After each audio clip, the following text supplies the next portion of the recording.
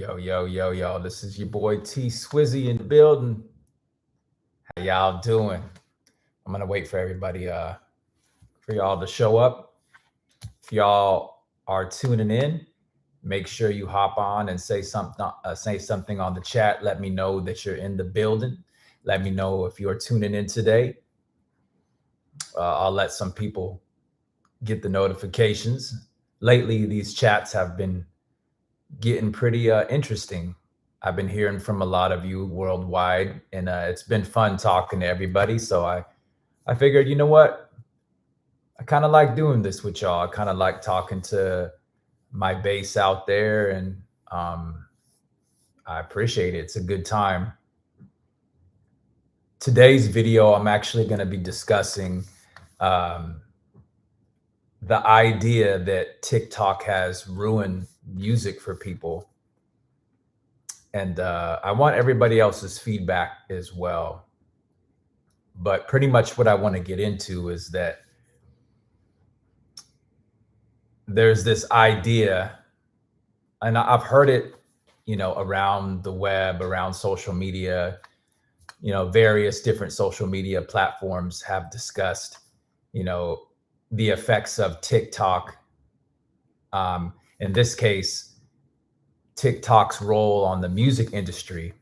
And what I kind of want to get into is that how TikTok has caused a lot of people to decrease their attention span when it comes to music, where, a lot of people, a lot of musicians don't see the point in making a 4 to 5 minute song anymore, or even creating a bridge, because people's attention span is so short due to the effects of certain social media sites.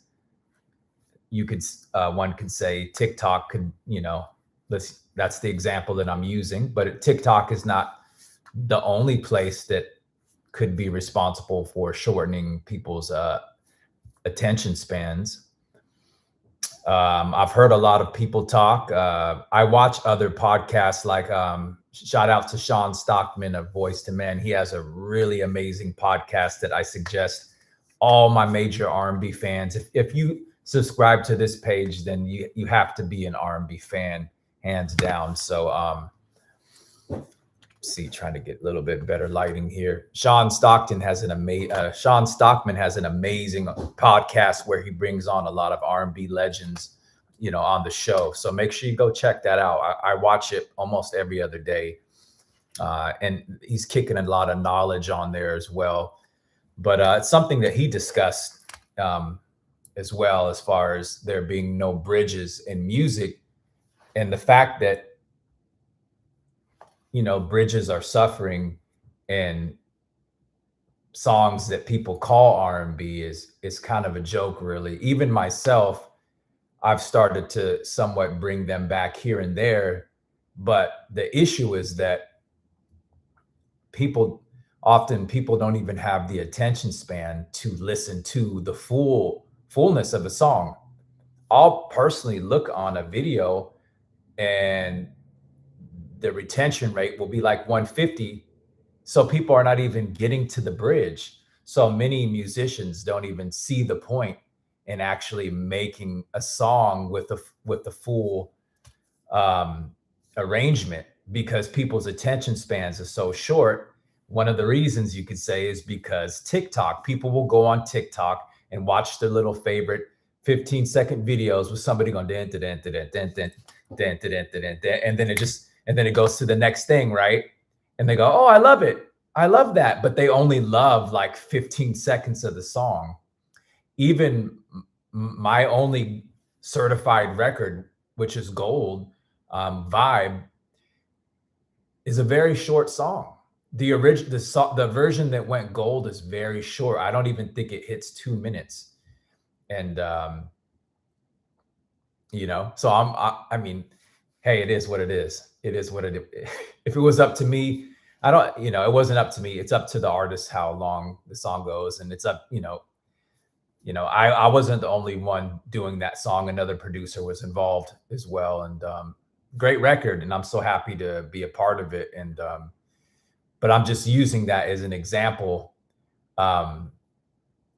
that, you know, my most successful song is the shortest one.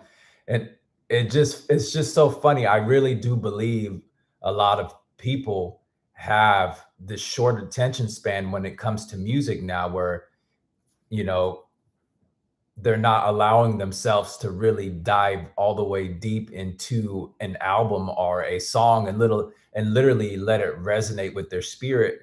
Some people blame the quality of music, but I don't think the quality of music is all the way to blame. I think some of it is the people, the listeners themselves have been trained to digest music in very small portions on sites like TikTok.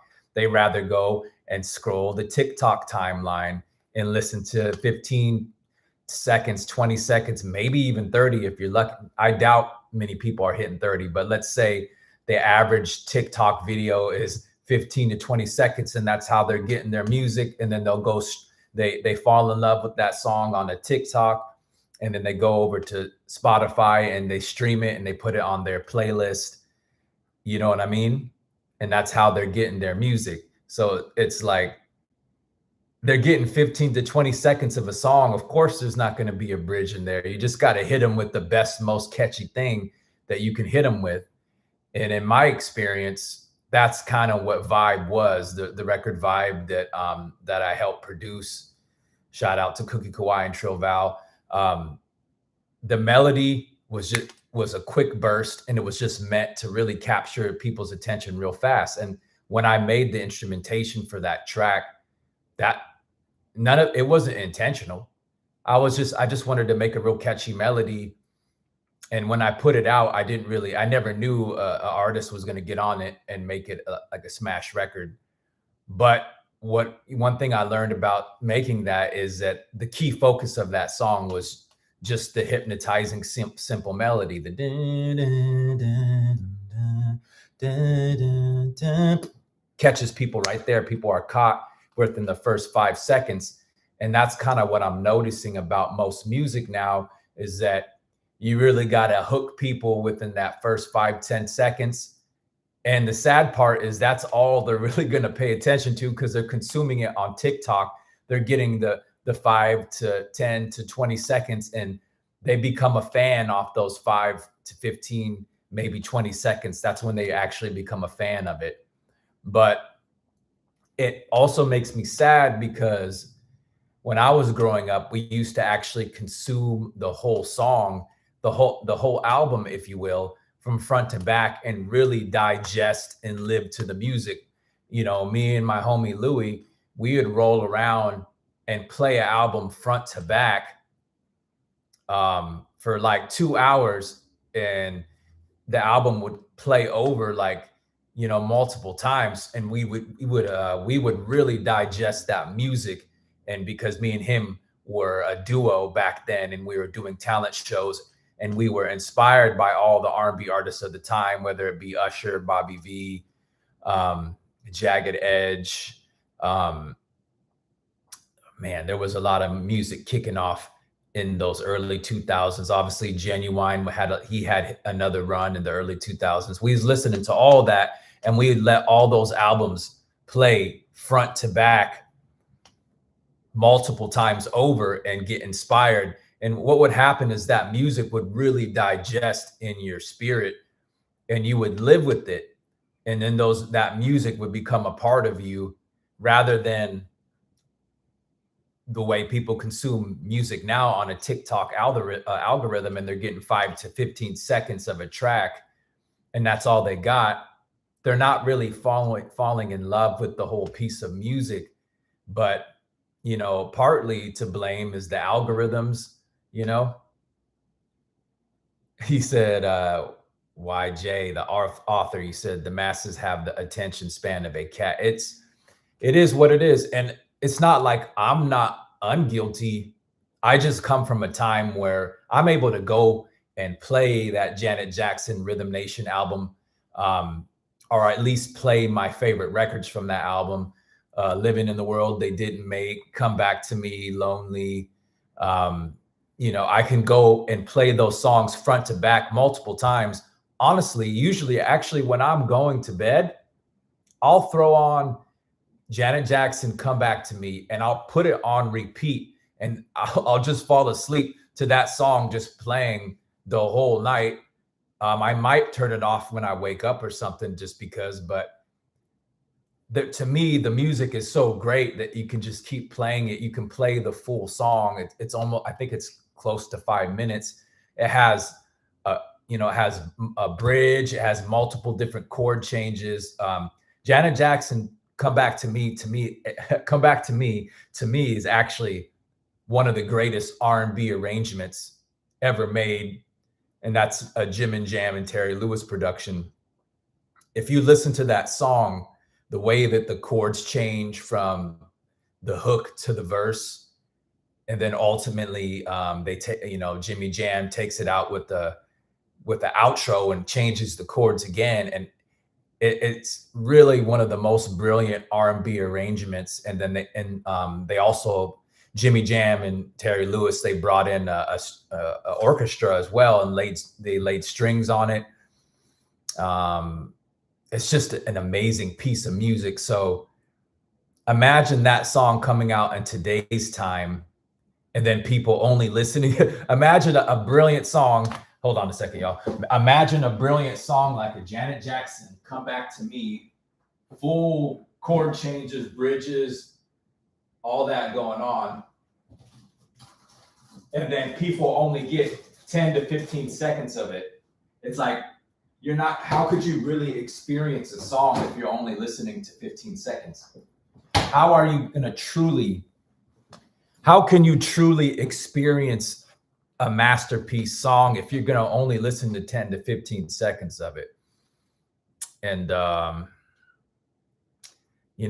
aunt, rest in peace to my aunt, she was one of the first people that I knew that actually had a very short attention span for music. And this is long before social media, but if a song wasn't catching her in the first 15 seconds, she would just change it. Or sometimes she would change it after she heard the hook, and then she'd be like, all right, that's enough of that. And then she would just switch it. And this is when CDs were at the most popular in the mid 90s. But that used to drive me crazy. I go, why don't you just let the song play? I want to hear all the nuances. And I wasn't speaking like that as a teenager. I wasn't saying nuance, but I would just basically say, like, why'd you turn my damn song off? I was listening to that Snoop Dogg Murder Was the Case they gave me, because when I was 12 and 13, it wasn't really, I wasn't really listening to as much R&B at that age. For me, it was all about, at 12 and 13, it was mostly all about Snoop Dogg, Tupac, Spice One, Sibo, B.I.G.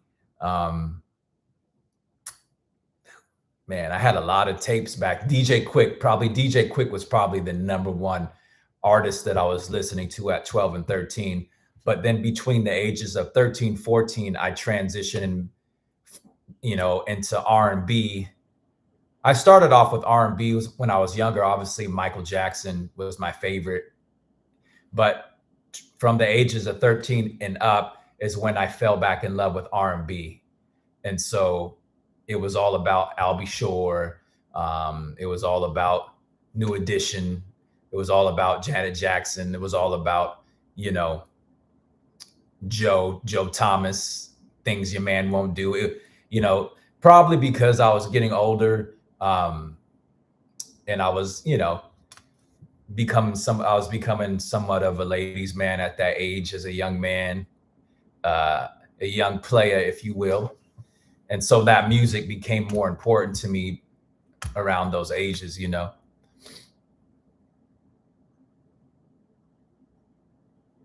You say Black ACE, the Beast, 9819. The reason why a lot of TikTok videos are that long is because everyone is trying their best to be famous or be discovered in a way. What's good, Arise 24? Appreciate you. He said, love the title. No, absolutely. Shout out. I'm all over TikTok myself. I'm doing the same 20, 30-second videos, but I'm doing it in my style. So I know why people are doing it. The question is, do you guys think that TikTok is actually ruining music? And I think yes and no. I do think TikTok has ruined music because it's shortened people's attention span. I truly believe that. I think people's attention span has been shortened from scrolling the TikTok timeline and getting these little 5 to 10-second videos and going, "Oh my, I love that." Ba ba ba ba ba ba ba ba. Oh yeah, and that's all you hear. All you hear is that 5 to 10 seconds, and then you scroll to the next thing. Ooh, I love that. Ooh, doo doo. Boom, boom, boom. Next thing. Boom, ba ba ba bum, boom, boom, ba ba ba. Next thing. Ba, ba, bum, bum, bum, bum. Like it's just like it's constantly just feeding your brain new information, new beats, new songs. So my argument is that, especially for R&B, how can R&B be amazing? How can R&B be as incredible as it used to be in this generation where people won't even listen to a song a full 4 minutes? How do people expect artists to bring bridges back and full arrangements back when the audience won't even go, they won't even hit the 2-minute mark most of the time? That's what I really want to know. So if y'all want to see a Jodeci like group, I know Jodeci, they did make a comeback in 2015. It kind of fell on deaf ears. People didn't really support it like they should, but they did make a comeback in 2015 or 2014. But my question is to everybody, what is the point of people going that hard on their music if everybody's only going to listen to maybe a minute of the song? Better yet, 30 to 40 seconds are on average 15 to 25 seconds. Now, there's going to be the few outliers that really love the music that listen to the whole thing. That's always going to exist. But the average people listening, they won't play a full song. So then the same people will complain that music isn't as good anymore. It isn't as good because y'all won't listen to it. I mean, what I mean is that people won't listen to the full arrangement. So artists they're not making a full arrangement anymore because they go, well, they only listen to the first minute and 30 seconds or whatever. So what's the point of creating a bridge, an intro, an outro? Now musicians are no longer seeing the point to even put in that trouble because people they don't even get to that point of the song. So now they make these little short songs, and also Spotify's algorithm rewards shorter songs as well. Go figure. Arise 24, you said, I believe there's a group of people for it, but it will be in a bubble, no longer all over like old radio. True. I'm one of those people that will still listen to a full song all the way. Now, that doesn't mean everything I come across, I'm going to go, oh, I need to listen to that. But if it grabs me, I'm going to go look up the full version on YouTube or something, or Spotify. I mean, you obviously can't go and buy it in the store anymore. That's done and gone. And aside from like those little mom and pop CD stores where I'm at, there's only one CD store in the whole town, and then there's pawn shops. But the Best Buy don't carry CDs no more. The Targets I'm around, they don't carry CDs anymore. So now you just have to try to consume the music you love online. Arise 24 says, I believe Jill Scott and Tyler, the Creator, are good signs people still care. Absolutely. YT, the author, I just checked Jill's new project out last week, Timeless Voice. You know what? I didn't even know that Jill Scott had a new album. So thank you for letting me know that. So I'm going to have to go check that out. And that's really good. Honestly, that's amazing to hear. Love Jill Scott. She's an incredible artist. She reminds me of my aunt, who passed away. Rest in peace. She'll go rest in peace. Bio. She had the ganja. Bio. Sweets. Bio. Y'all remember? I don't know why that popped into my head, but Quick's Groove. Y'all remember that Quick's Groove? Quick had a Quick Groove on his 4th album, I think, the Rhythmalism album, where he was like, smoke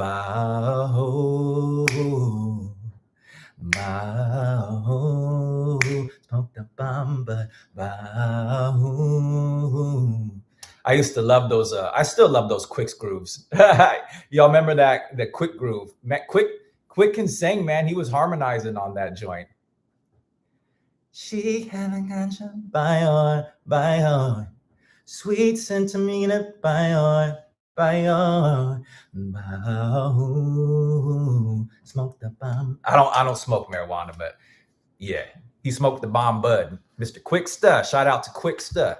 DJ Quick, one of my favorite musicians of all time. Mr. DJ Quick.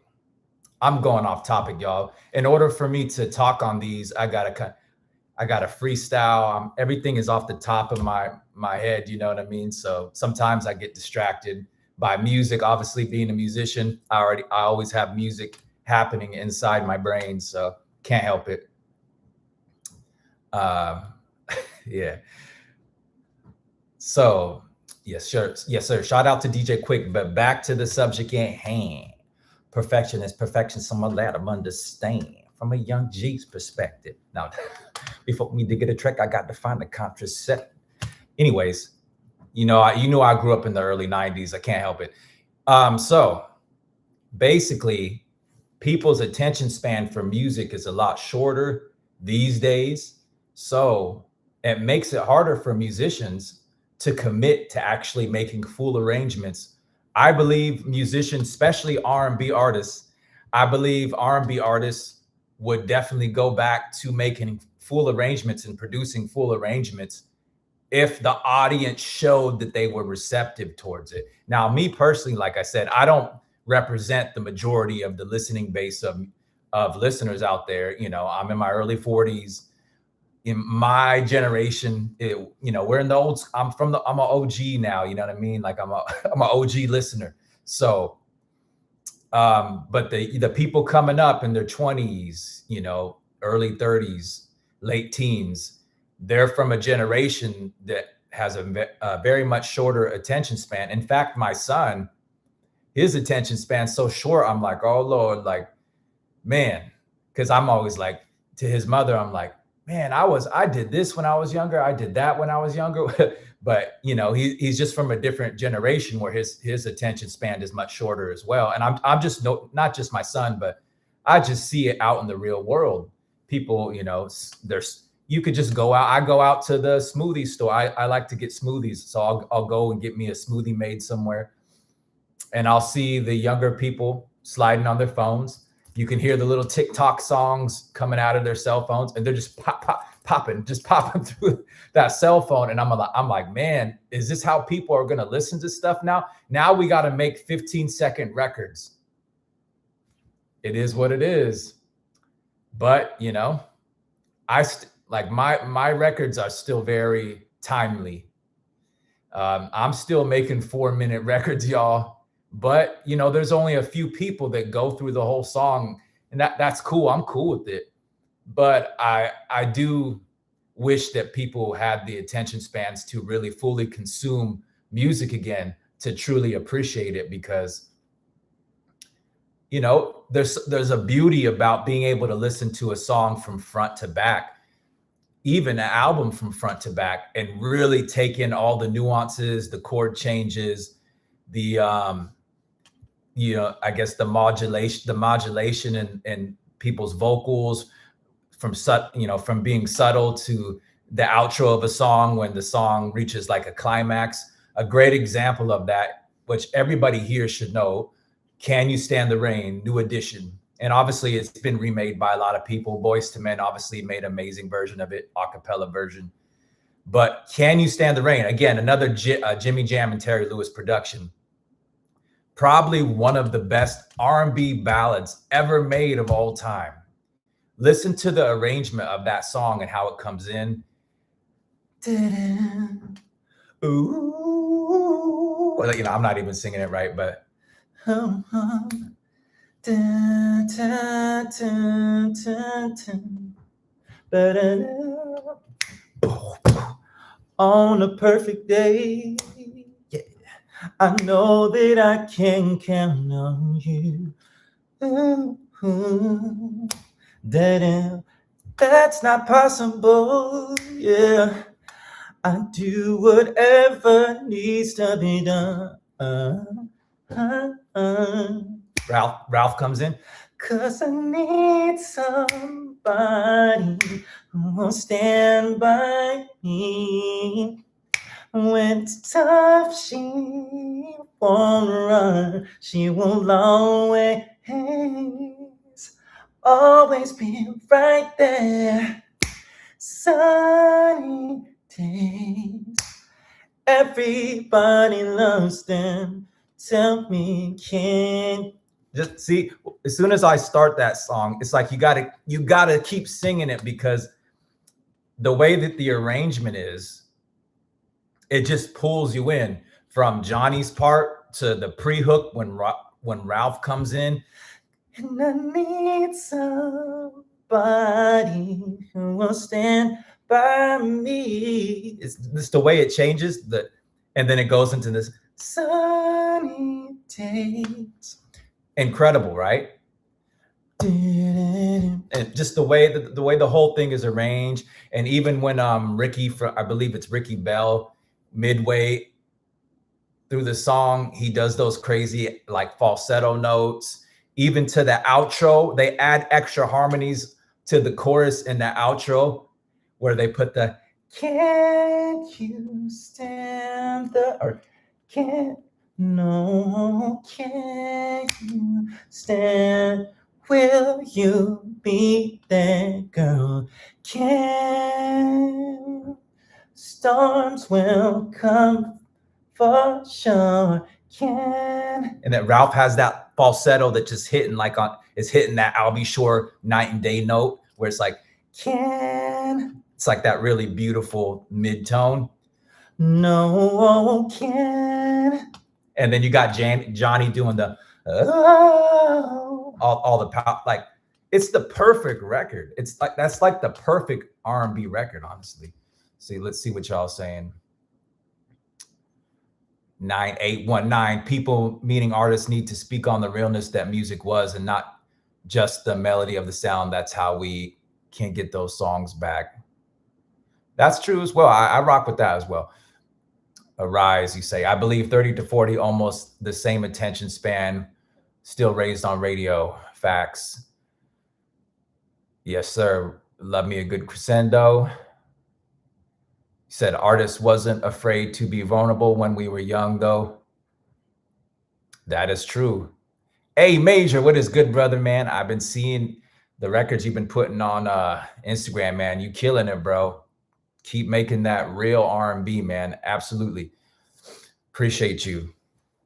So, man, I mean, I don't know. How old is everybody in the chat? I mean, you don't have to say your age if you don't want to. I'm assuming most of y'all are at least in the range of my generation, 30 to early 40s. If there's any 20-year-olds or 20 to 30, let me know.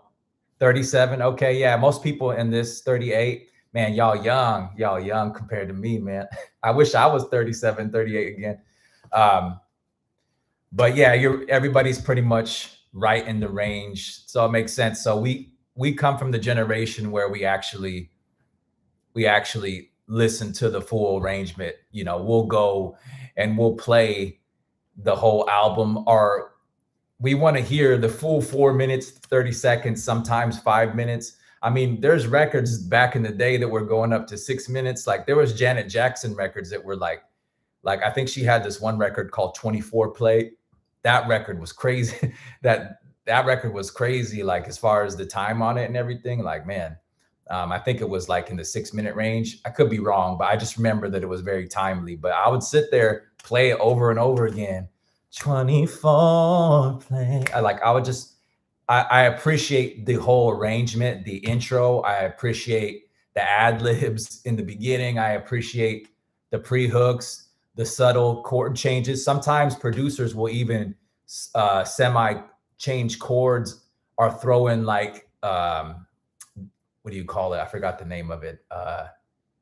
They'll throw in like little diminished chords in the second verses. Sometimes it kind of hits you out of nowhere. You know what I mean? Yeah, Janet Jackson, Let's Wait a While. Another incredible. I mean, Janet Jackson's music with the Jimmy Jam and Terry Lewis production on it should be something that every R&B artist and producer studies, because the arrangements are so beautiful and they always captivate you. Like they make you sink right into the song.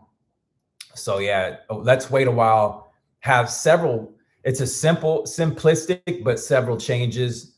Not crazy amount, but you know, back then people were actually changing chords and, you know, from verse to chorus sometimes. So Let's Wait a While, obviously simplistic, right? Dun, dun, dun, dun, dun, dun, dun, dun, dun.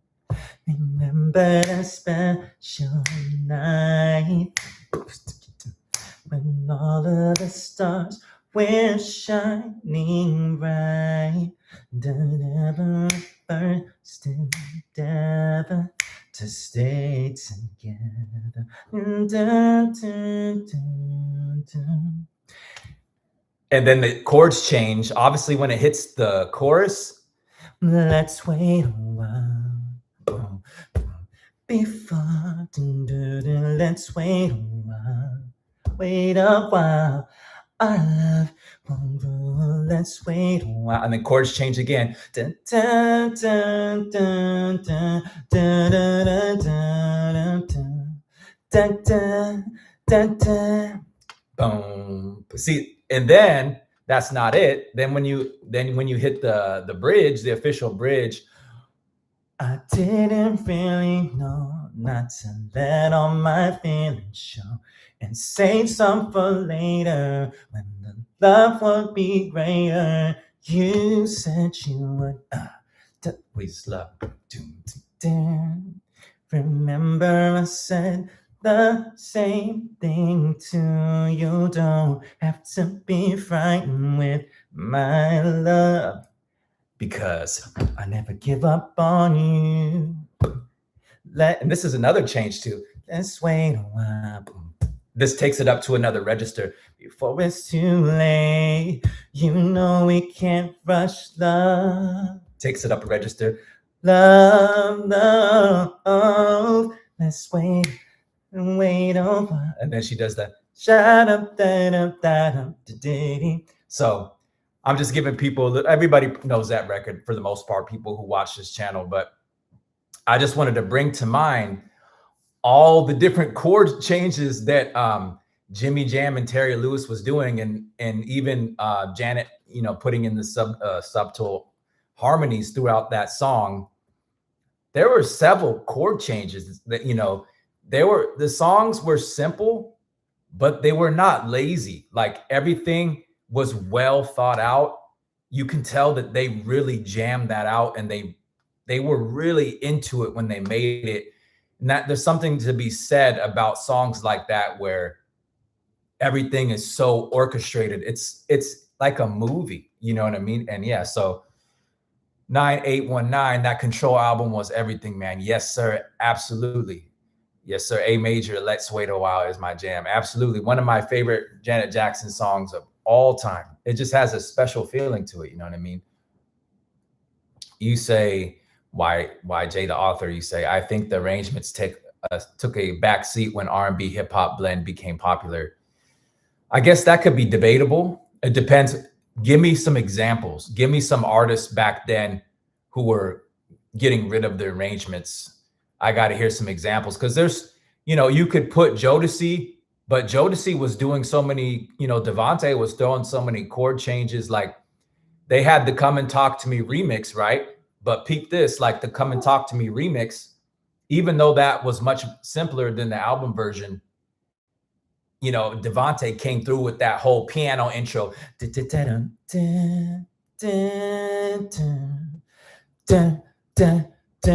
Girl, come and talk to me. I really wanna meet you, girl. I really wanna know your name. Come and talk to me. I really wanna meet you, girl. I really wanna know. Not even trying to play with that note. Your name. Oh yeah. You look so sexy. You really turn me on. See, you know what I mean? Like that Devontae intro of the Come and Talk to Me remix was one of the dopest intros I've ever heard on an R&B song. The piano and that pad layer with that piano it was probably like Yamaha or something. That piano pad layer was so ill in that intro. But then when it goes into the record, it comes in with that EPMD break beat.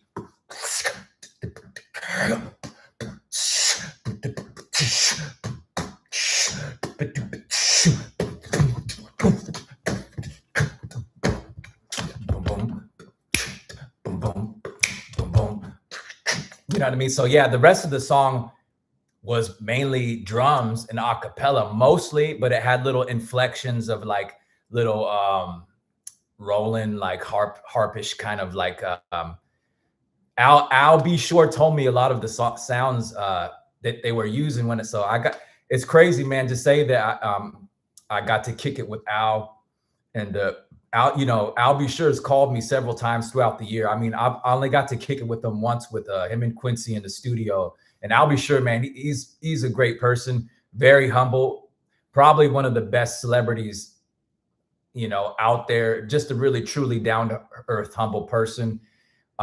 When I was working with him and Quincy on the Night and Day remake, he was just the nicest guy, man. He came into the studio. He was like super nice. He's like, man, I know you Sway from MySpace. And he goes, I know who you are, man. And he showed me, man, obviously his voice is much. Yeah, Sway was good. Yeah, man, love. This is Al B. You know what I'm saying? Getting down with that in effect mode. Yeah, you already know. So, Al B. Sure got that Barry White, voice and everything. But so nicest guy. He offered everybody food in the studio. He made sure everybody was good. You know what I mean? Like he asked me for my feedback when he was laying down the hook for the remake. Just like more people, I wish more people that were on that level of legend would be like him. He's a true example of how you should be as somebody who's accomplished a lot. Just a really relatable person and overall nice person, man. And one of my mentors. I'm glad that I could say I've been mentored by Al B. Shore, and got to essentially be able to talk to him or, hear from him on the phone every now and then. It's an absolute blessing to be mentored by somebody you look up to, obviously. So shout out to Quincy for orchestrating that. Quincy's the one who put that together. He's like, I'm going to have you meet my pops. And I was like, really? Thank you. So shout out to Quincy, man. But anyways, I'm getting off topic now. You said like Aaliyah, Brandy, Timbaland beats, and other hip hop producers. And that would be a lot of the early 2000s, right? So Aaliyah, it was like a mix, right? So she came out with that back, forth and forth, which didn't really, that was just a hip hop beat. It even had the synthesizer lead sounds of the age, Be back, forth and forth. So yeah, that was a real hip hop production, that first single. So I would say that's pretty accurate, especially with Aaliyah's stuff. A lot of Aaliyah's stuff was the vocals were all R&B, but it was definitely, the beats were definitely more hip hop. Absolutely. Because yeah, when I think about her biggest hits, there wasn't always a bridge or something like that, but her records were still timeless and amazing. Let me see. So like the Isley Brothers remake of At Your Best, You Are Love, the album version, that obviously has bridge, has pre-hook. And for me, that's actually my favorite Aaliyah song. So my favorite Aaliyah song is really the Controversial album, right? Because of R. Kelly and that whole scandal. But I'm just judging it from the music perspective. You know, we can all say, we can all shame R. Kelly and hate on him, but you can't take away his gift. The man is one of the most brilliant songwriter, producer, artists of all time. Yeah, you can hate him if you will. Hate him for hate what he's did, the crimes or whatever alleged are hate that. Absolutely. That's I don't look into the crimes of artists. I don't get into that. I got to stay out of that. I'm not into that. I'm just into the music, but of course I don't support that either. You know what I mean? But at the same time, he's one of the best to ever do it. So it's like I can say some things that are really controversial, but y'all ain't ready. Y'all ain't ready for this, man. Have y'all noticed that? Please, YouTube, don't take me down. Why is it the black artists that always get clean? They always clean their clock. But how many white artists white people? I love you. I love all races, man. Look at me. I'm mixed. So everybody relax out there. But it does seem that the white artists, like people like Elvis, and they never really got their comeuppance. They never really got taken out for their transgressions. And shout out to Elvis. He's dope. You know what I mean? I watched the Elvis movie. It was super ill. Like, I respect his artistry, but I really do feel like there's a focus on taking out the black man. Let's just be real. We all know this. We all know this is true. Nobody wants to really talk about it. But why are they always trying to take out black artists? I mean, specifically the black men. I mean, if y'all don't notice that, man, y'all sleeping under a rock. Just open up your eyes. How many white artists have got a pass, but they want to destroy the black artist? They love to destroy R. Kelly. Yeah, guilty. Maybe he's guilty. Not saying he's not guilty, but they love to destroy the black artist. There's something wrong with that. I can't say too much because they'll delete my video, and I try to not be too controversial, but I'm a truth teller, man. I just got to keep it real. They love to destroy the black man. You know what I mean? It is what it is. So, it is what it is, man. I'm not happy about it. It doesn't make me feel good. It lets me know that if I ever get my 15 minutes of fame, I got to be more careful. If you get your 15 minutes of fame and you're a black artist, specifically a black man, you got to be more careful because they're just waiting for you to make a mistake. That's just the reality. That's just what it is. I won't try to stay on that topic too long. It is what it is. Me personally, I hate getting into racial debates and obviously people are going to bring up I'm light skinned and all. Like I said, I try to stay out of that stuff, but at the end of the day, I'm just keeping it real. And y'all know I'm not lying. Why are people trying to always take out, they're always trying to take out our artists, man. It is what it is. Why not? Tell me one time, like, when has there been a white artist that's been truly canceled? Like, it's ridiculous, but that's enough of that. I don't want to get like I said, some people are too sensitive for that topic, but I gotta keep it real. You know what I mean? I just gotta keep it real. People love to see R. Kelly down. Like, people are like dancing in the street. Yeah, I do not feel any satisfaction for. I am not rejoicing in the slightest over R. Kelly being locked up. In fact, I feel terrible that's a reality. He is one of the legends of our time. And I'm not condoning anything that he may have been involved in that's illegal at all. Not at all. I'm just disappointed that one of our legends has to. Why do people love to see our legends fail? Why you got to ask yourself. There's a reason why. It's not just like it's just out of anywhere. It is what it is, but it is what it is, man. But I am not happy. I'm just not happy about it because they'll find they'll find something small and they'll tear you down for it. You know what I mean? They'll try to take any accomplishment that you ever had and say he's did this, and then next thing you know, you have nothing left. There's nothing left. But you know what I mean? I know that's a controversial subject, and I know the people who have been allegedly involved in those situations, prayers to them and everything. So I'm not trying to, I have sympathy for anybody that may have been involved in those situations, or if he's hurt anybody, I have sympathy. But what I'm saying is that there seems to be a real conspiracy to take out specifically Black male artists. Let's just be honest about it, man. I mean, a lot of people don't want to bring that up, but anytime that they can sink one of us, they're going to go all the way in. That, you know what I mean? So, and,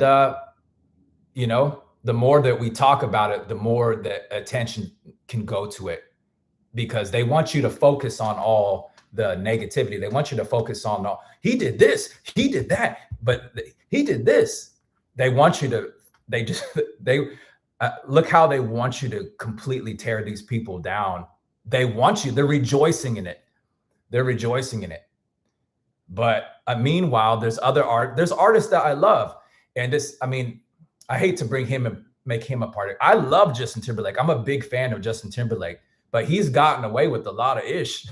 You know what I mean? Maybe not on our Kelly level, but maybe he's not done anything like crime wise that I know of. But so maybe that's not the best example. But Elvis was kind of like the better example. You know what I mean? But again, I'm a big fan of Justin Timberlake. That Future Sex Love Sounds album. I love that.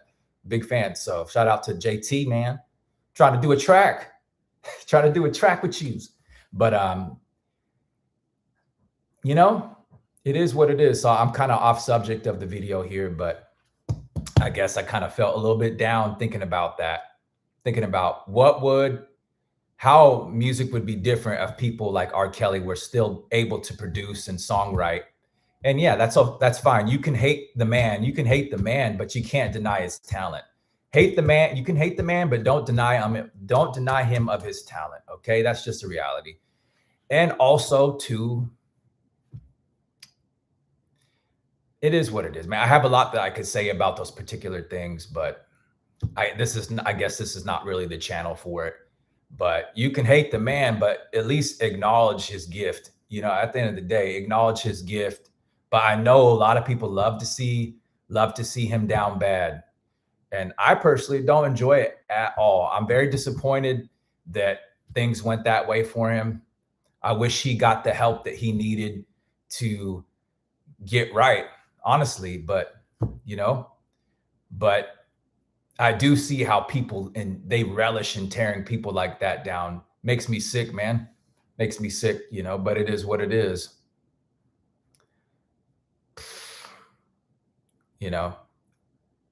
Moment of silence for our legends. Real. Honestly, man. Think about the people that we grew up in the 90s, that they're literally rotting in a prison cell right now. Some of these people. And this includes Diddy and stuff too. And now I don't know how innocent Diddy is. And I can't really say much about him, obviously, because I know his family personally. And so I'm not going to get under that bridge because, like I said, I know Quincy is a good friend of mine and Al is a friend of mine. And they kind of have opposing opinions on Diddy. So I won't speak on that. That's family situation. But there's literally 90s legends right now that are literally in prison. And when we grew up to them, we're looking up to these people and going, man, they got the life. I want to be in a mansion like Kel's with bottles and models and making records and just making millions of dollars. We all wanted to be, at one point in time before I knew all these crazy alleged things with Diddy, there's one point in time where I was like, man, Diddy's the man. I was wearing Sean John and all that, bro. I literally have pictures right now. You go look on my official Facebook. I got pictures from the early 2000s where I'm still rocking Sean John. It was hot back then. We all wanted to be Diddy back in the day. You know what I mean? Like I wanted to be light-skinned Diddy when I was younger. Before I heard about all the Tupac stuff, then I was kind of like, I don't know. I didn't know. I just was like, I hope he wasn't. But hey, I don't know, maybe not anymore these days. Obviously, don't want to be Diddy anymore because yeah, I did see a few things that wasn't cool. What he did with Cat, like on the video with Cassie, I didn't respect that. I got to call it out for what it is. He shouldn't be smacking his lady like around like that. Wasn't cool. But um, what I'm saying is it's just unfortunate that the people that we looked up to are literally living in hell, right? We're the average person's living better than R. Kelly and Diddy is right now. And back in the 90s, we were looking up to their music. We were like listening to it and hoping that we could be like these people. And now they're living in hell. You know what I mean? Isn't that wild? But you know, obviously you do the crime, you got to do the time. That's just the way that life it goes, man. But it's also sad to see legendary people go down the way that they're going down. Um, you know, it's just what can you say? What is there to say about it when the people that you love and look up to end up turning out or their life goes in a direction that you don't expect? But it's just unfortunate, man. But you know, to everybody out there making music and stuff, you know, especially the brothers out there, you know, I know other different backgrounds of people watch my YouTube. I got white people, Latinos, Asian, Black, Indian. Like I'm blessed to have all different kinds of backgrounds of people listen to the music, and shout out to all. I love y'all. But especially for the brothers out there, be careful. If you get your 15 minutes of fame, be careful because they're waiting to take you out. They're waiting. It just is what it is. They're waiting for you to make one wrong move to take you down. I mean, to be honest, Chris Brown is very fortunate to survive all the canceling that happened to him. It is what it is. Chris Brown, I think Chris Brown survived all his cancels because he just has he has a unlimited amount of talent. But I also think that he has great people on his team that are able to battle some of these legal cases. And I think that's why he's able to kind of, go forth and still dominate. It's not without challenges though. You know what I mean? He's still waiting to get his Super Bowl, performance. That should have already happened. It should have already happened multiple times. How has Chris Brown not had a Super Bowl? You know what I mean? It's kind of weird, right? Exactly. His Chris Brown's music and his work ethic made him hard to cancel. And I do believe he has a good team structured around him, because when it comes to these legal battles, you got to have a solid lawyer team. And he's papered out. So that helps too. He's good on his, Chris Brown's a smart guy.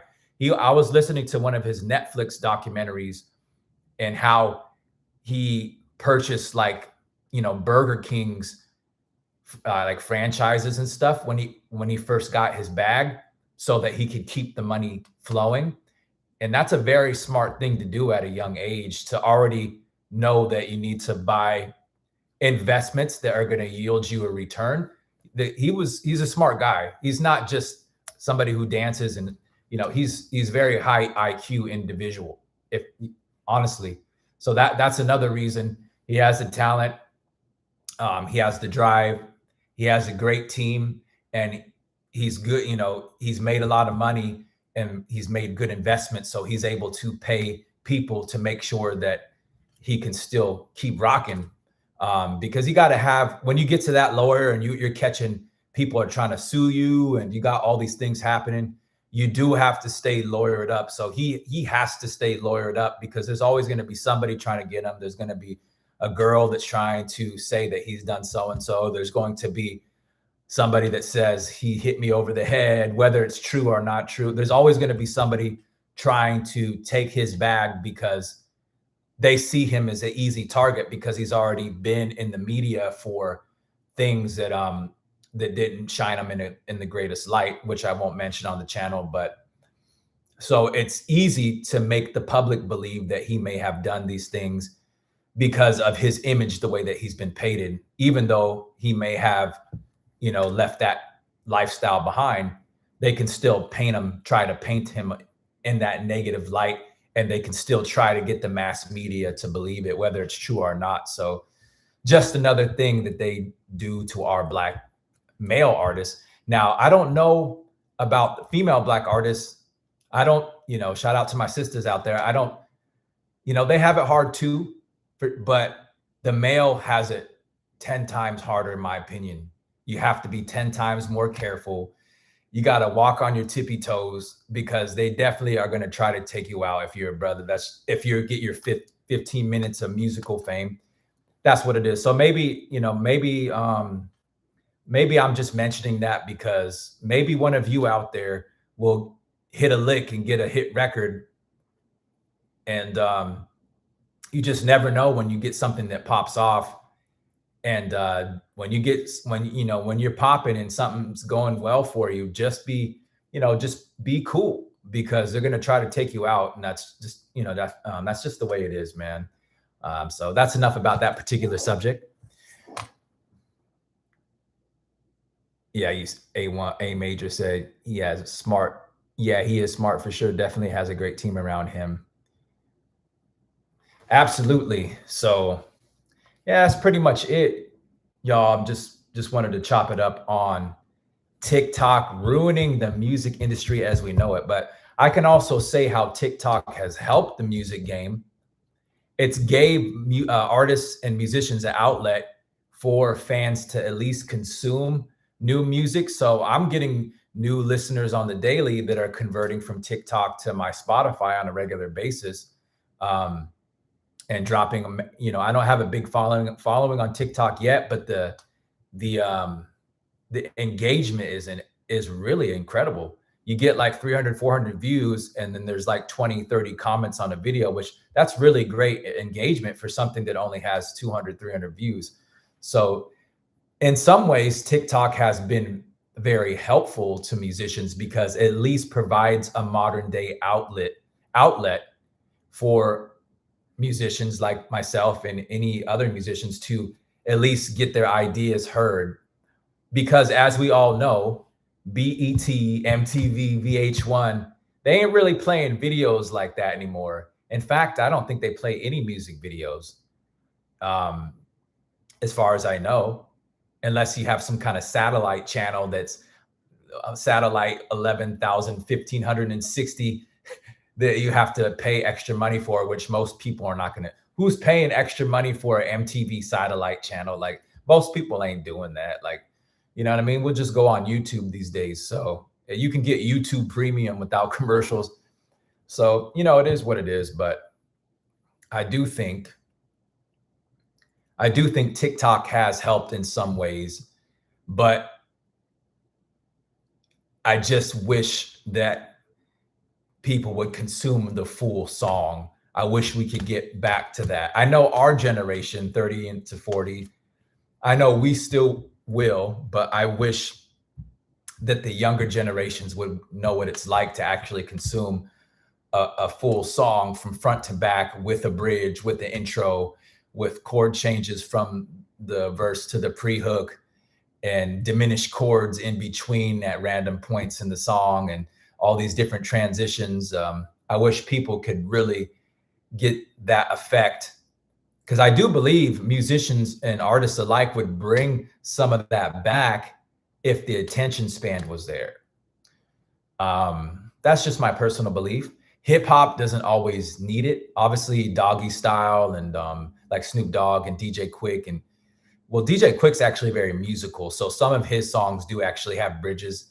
He's one of the first hip hop producers to actually have bridges occasionally, not every track, but his Quick Groove, Quick's Groove records, they have some of those have bridges in them, or at least some type of different chord changes. So DJ Quick is the most musical hip hop producer of all time in my eyes, as far as just actually playing instruments and bringing other instrumentalists on his productions, and whether it be Robert Bacon, I believe Kenneth Crouch is a keyboard player as well, or whether he's just producing all of it.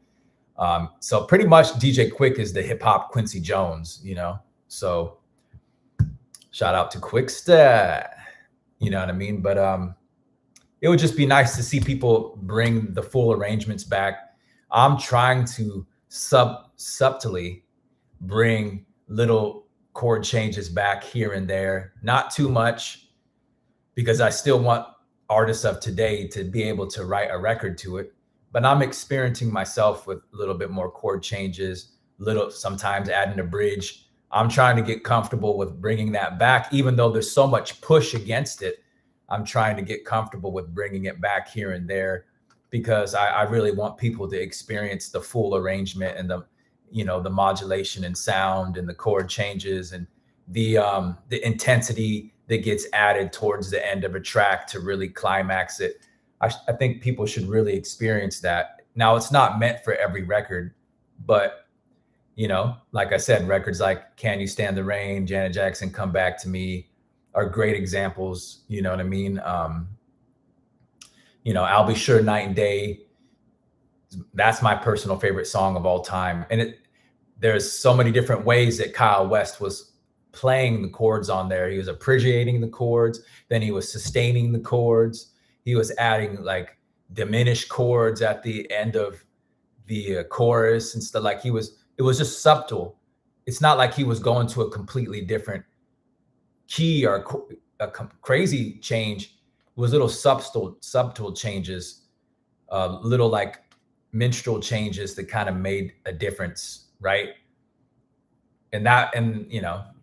So shout out to I'll Be Sure and Kyle West. Break it down. Boom, boom, boom, boom, boom, boom, boom, boom, boom, boom, boom, boom, boom.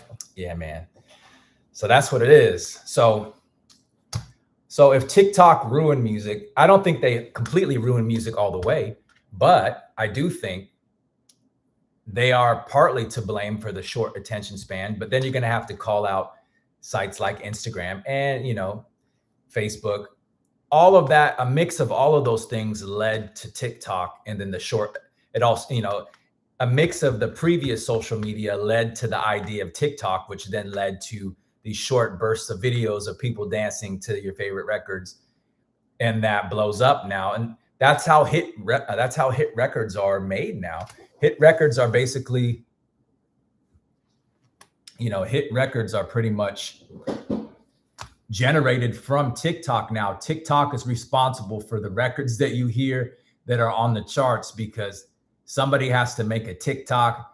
A girl has to make some kind of dance video on TikTok for those records to pop off.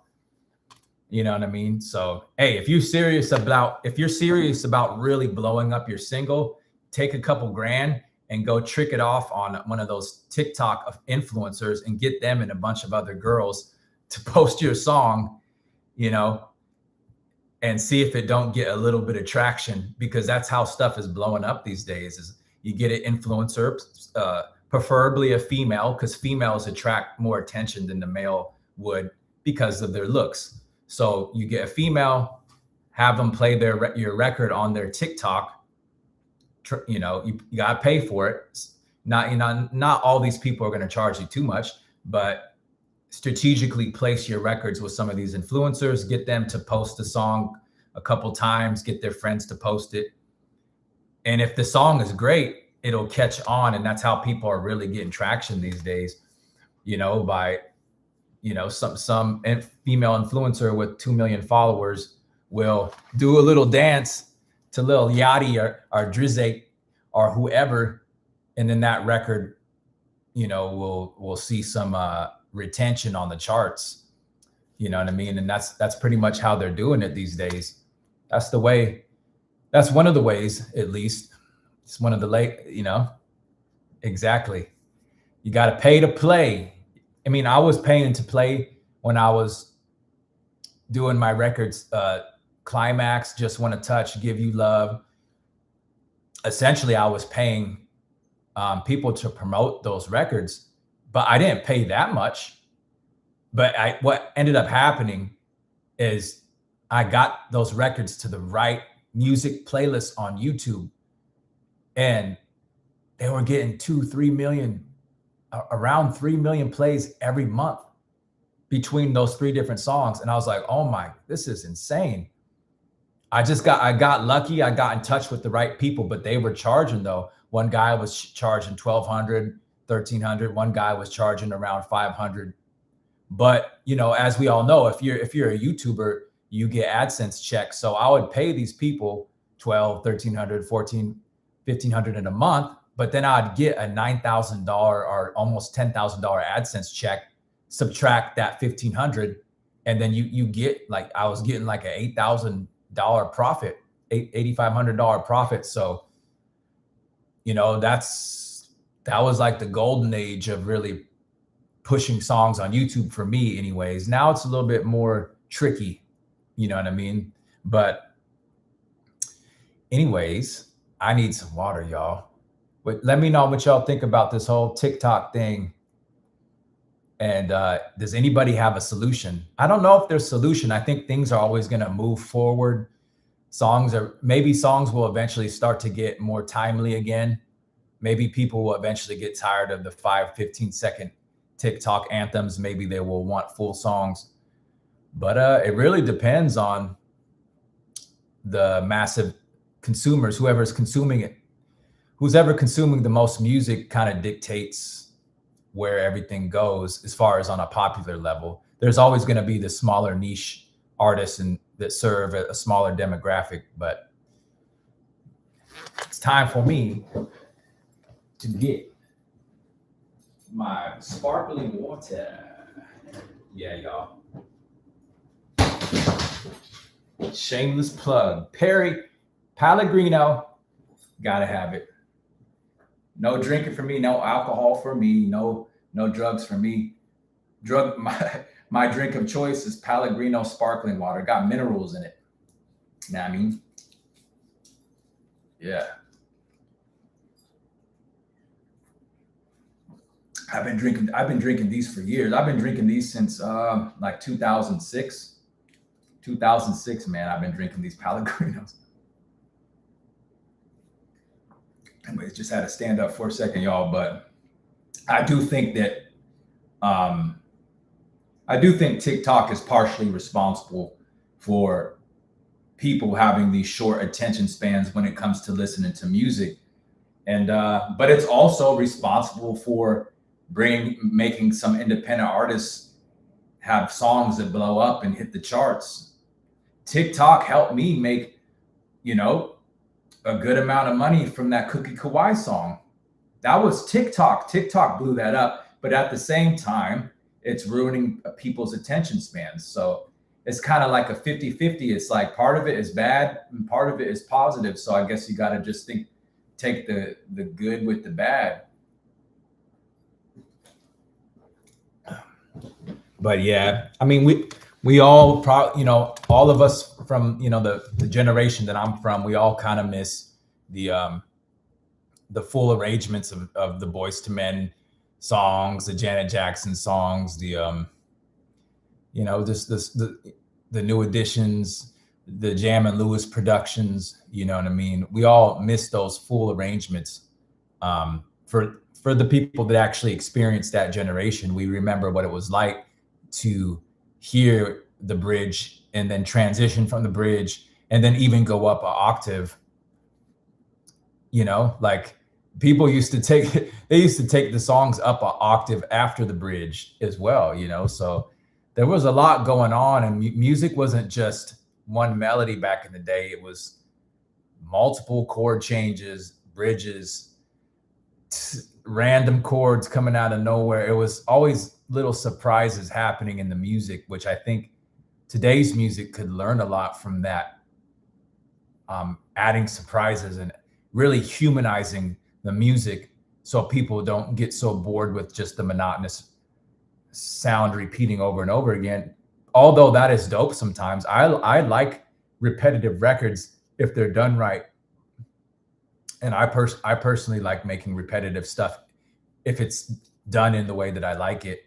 But I also really appreciate stuff that has all these little surprises happening that you don't expect. I love that. You know, I love those little surprises when a key changes, extra harmony gets stacked, onto a vocal. I love that stuff. It's just, it makes music special. You say no solution, only evolution. We'll see where we at in 10 years if it's still the same. I mean, that's just the world in general, man. Like, things usually never go back. They're always just going forward. So, I mean, nothing ever really goes back truly. But sometimes music does go in cycles. I will say that it doesn't come back exactly the same, but, you know, it does hit cycles sometimes. But it doesn't return in the exact form. I would say that. But, you know, right now, like, you know, like, everybody thought disco was over in the 70s, but hey, man, there's people that's been having a lot of disco records in the last 10 years that got hits. I mean, Doja Cat hit people in 2020 with that Say Something, or what is that? Say So. That's a disco record. And Bruno Mars got a new record that's hitting the charts. I don't even know the name of it, but it's a disco record. Everybody thought disco was gone years ago, but, you know. Hike, what's up, man? Is this Hike the gamer, my friend from who just moved to Seattle? I think that's you. What's up, man? If it's the person that I think it is, this guy's a famous gamer on YouTube, man. How's Seattle, my friend? Hey, man, how? Yeah, I was out in Seattle. I was out in Seattle the other day. I was like, I thought I might run into you. I was like, oh, I wonder what you guys are doing. Absolutely, you too as well, brother. Yeah, man. This is my friend Hike.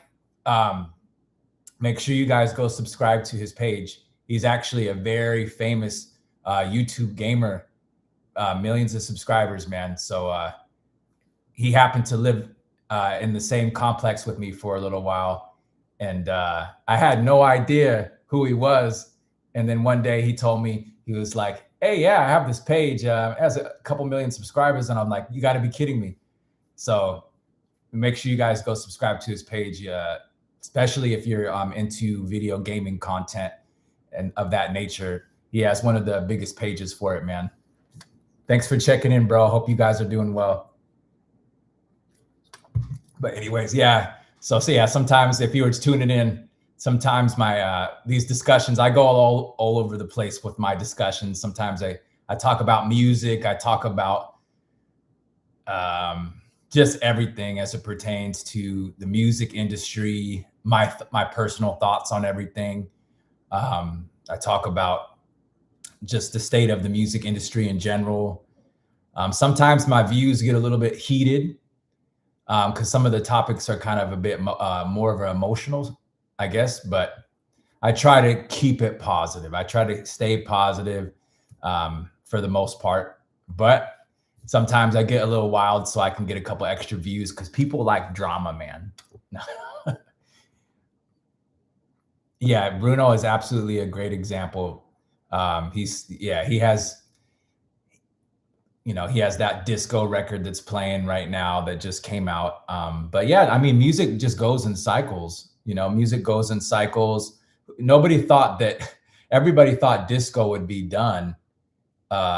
Everybody thought disco was over with years ago, but it's made a massive comeback. And you got all these K-pop artists that are doing it. I'm not as familiar with those songs, but, you know, Doja Cat, Bruno Mars, Sabrina Carpenter, a lot of people, they're making these big disco hit records now, which nobody thought that would happen. So music does go in cycles. It doesn't necessarily return exactly the same, but those genres kind of do, you know, they kind of do go in cycles. You know, there might be some stuff that doesn't return. I mean, you might not see polka music, or you might not see the harmonica blow up, or, you know what I mean? But a lot of music does go in cycles, man. And I mean, 80s music's made a comeback as well. There's a lot of 80s inspired stuff out there all the time now. So, I mean, there is stuff that goes in cycles, man. So I'm running out of conversation here. So pretty much if anybody is watching this right now, this video is just pretty much about the idea that TikTok has ruined music for people. And I was just getting feedback from what everybody thinks. Do you guys think that TikTok has ruined music for everybody, or do you think that it's benefited, or do you stand where I stand? Do you think it's been beneficial, but also has hurt music in a way as well? I kind of think, for me, I think it's a mix of both. I think it's hurt music, but I also think it's been massively beneficial. It benefited me with the Cookie Kawaii record, like I mentioned before. So that's pretty much my thoughts on it. Just pretty much a lighthearted discussion on the TikTok. I'm getting kind of tired now. You said, Heike said, it's hard to be original, but I don't like how much copying is happening. Absolutely, man. Absolutely. A lot of copying is definitely happening with music now. Let's be original, folks. So it's been nice talking to everybody. If you catch this on the replay, make sure you go support TonySwayMusic.com if you need some beats or some sound kits, or you can support by simply liking this video, or you can support by dropping a super chat. Any support is greatly appreciated.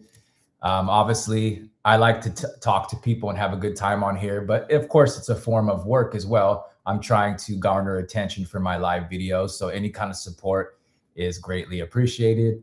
I'm glad that y'all tuned in, and shout out to everybody in the chat. Again, make sure you guys go subscribe to my friend Hike. He has an amazing video gaming page. Help him get another 1 million subscribers. Not that he needs it, but anyways, guys, it was nice chopping it up with you. If you catch this on the replay, make sure you leave your feedback. And you can always support me by heading over to TonySwayMusic.com, like or sharing the video, or dropping a super chat if you want, or you can ignore that. It's up to you. I'll leave it up to you. I appreciate everybody tuning in. It is time for me to chill now. God bless everyone. Love y'all. Peace.